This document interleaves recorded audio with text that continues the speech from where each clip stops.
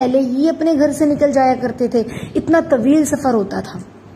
जानते हो पहले के और आज के हज में क्या फर्क है? सिर्फ इतना फर्क है कि पहले जो है ना कच्चे रास्ते होते थे, लेकिन जो मुसाफिर थे ना, जो हाजी थे, वो पक्के थे। और आज रास्ते पक्के हैं लेकिन मुसाफिर कच्चे हैं। यानी लोग जब हिंदुस्तान से सफर करते थे तो जहाज के जरिए सफर करते थे तो 2 महीना 3 महीना लग जाता था उनको सऊदी अरब पहुंचने के लिए। अब जहाज जा रहा है, रास्ते में सैलाब आ गया, रास्ते में तूफान आ गया, तो जहाज को रोक दिया जाता था। 2-2 हफ्ते 3-3 हफ्ते जहाज खड़ा रहता था, रुका रहता था। तूफान रुकेगा तब जहाज आगे चलेगा। यानी इतने इतने दिन वो लोग जहाज में रहते थे और रुके रहते थे। तो मुसाफिरों का यह हाल था। अल्लाह की रास्ते में सफर के लिए निकले हैं, हज के लिए निकले हैं, इतनी कुर्बानियों के साथ। आप सोचिए कि जहाज में वो किस तरह वो लोग जाते होंगे कि समंदर में समंदरी बीमारियां उनको लग जाती थी। किसी को मतली हो रही है, किसी को नींद नहीं आ रही, किसी को बहुत गर्मी, शदीद गर्मी हो रही है। जब गर्मी का शदीद मौसम हो ना और समंदर में है, पैक है अंदर, ना एसी है ना पंखा है, कितनी गर्मी हो रही है। आज हमारे पास पंखा होने के बावजूद भी हम घरों में बैठे होते तो हमें गर्मी लगती है। तो फिर सोचिए जब इंसान बंद जहाज के अंदर बैठेगा तो क्या हश्र होगा इंसान का। यानी इंसान तसव्वुर नहीं कर सकता। इसीलिए अगर हज के लिए चलना होता है ना तो रमजानुल मुबारक से पहले वो लोग सफर शुरू कर देते थे, तब जाके वो हज के दिनों में पहुंचते थे। यानी इतना मुश्किल सफर के बाद जब वो लोग जिद्दा आते थे ना, लेकिन उनको जिद्दा जब वो पहुंचते थे ना तो उनको फौरन अंदर आने की इजाजत नहीं थी। वहां 3 दिन तक उनका इलाज चलता था कि भाई कोई बीमारी तो नहीं लग गई है।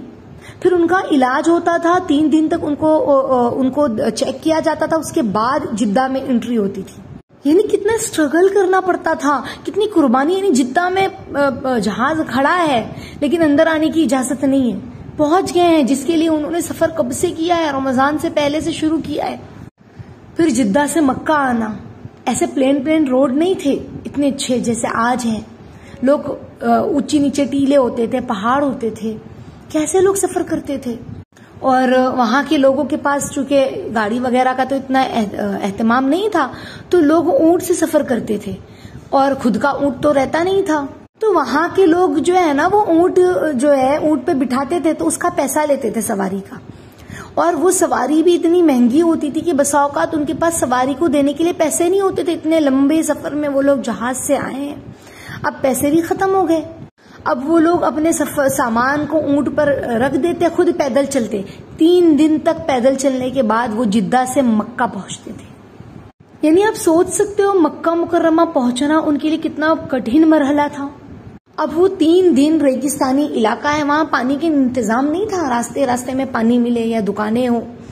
यानी पानी भी मुश्किल था, तो कितना पानी वो लेके चलते होंगे अपने साथ। तहारत के लिए कितनी मुश्किल हो जाती होगी, पानी नहीं है, वजू के लिए पानी नहीं, कितना पानी लगता है हमको। हम वॉशरूम में जाते हैं, पानी की कितनी जरूरत होती है, वजू के लिए पानी लगता है।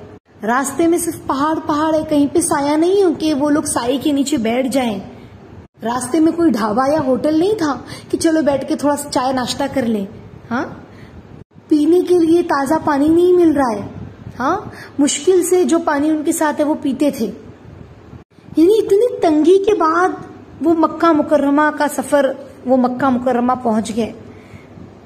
और फिर मक्का मुकर्रमा रहकर भी तो मुजाहिदा होता है ना खाने पीने की चीजों में। यहां तक कि अरफात में कई मरतबा पानी खत्म हो जाता था। हज के लिए जितने मुसाफिर होते थे ना, तो उनके पास जो पानी होता था ना, उसी पानी पे वो गुजारा करते थे। अब सोचिए कि कितनी मुश्किल होती होगी उनको, लेकिन अल्लाह का फजल है, आज इतनी आसानी है। हाँ, एयर कंडीशन हवाई जहाज में हम बैठ के गए, 4 घंटे के अंदर हिंदुस्तान से जिद्दा पहुंच गए। 4 साढ़े 4 घंटे में वहां भी उतरे हैं एयर कंडीशन कमरों में। वहां एयरपोर्ट भी एयर कंडीशन है। फिर वहां से बाहर निकले हम, बस जो हमें बस ले जाती है वो भी एयर कंडीशन है। और फिर जब हम अपने जगह पर, अपने मकाम पर, अपने होटल में पहुंचते हैं जहां पर हमें उतरना है, जहां पर हमें रुकना है, वो भी एसी वाला कमरा है। और वहां पहुंचने के बाद हम कहते हैं बड़ी मुश्किल पेश आई, बड़ी तंगी पेश आई। अब हमारे लिए जो है ना हरम जाना मुश्किल हो गया। यानी अब थोड़ा हम आराम कर लेंगे फिर हरम जाएंगे, बड़ी मुश्किल है। खाना पीना सब कुछ मैसर है वहां पर, अच्छे से अच्छा खाना है, अच्छे से अच्छी रंग रंग की मशरूबात है, ठंडी ठंडी मशरूबात है, उसके बावजूद हमारा ये हाल है।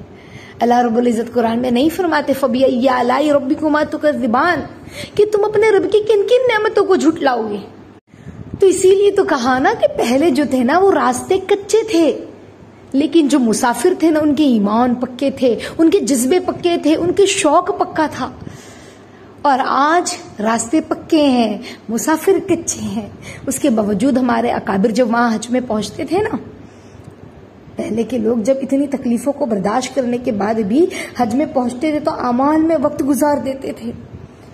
हमारी तरह नहीं कि कमरों में ठंडे ठंडे एसी में हम सो गए आराम से कंबल ओढ़कर और इंतजार कर रहे हैं भी अजान होगी तो हम निकलेंगे और जब जाएंगे वुजू करेंगे उठ के।